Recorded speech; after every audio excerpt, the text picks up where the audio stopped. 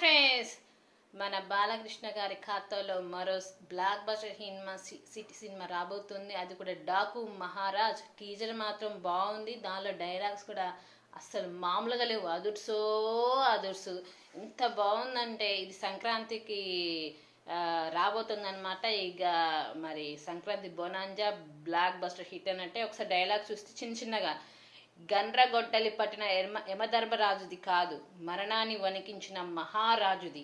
So Daaku Maharaj. ఈ కథ రాజ్యం లేకుండా యుద్ధం చేసే ఒక రాజుది అంటూ చాలా డైలాగ్స్ ఉన్నాయండి. టీజర్ మాత్రం చాలా అంటే చాలా బాగుంది.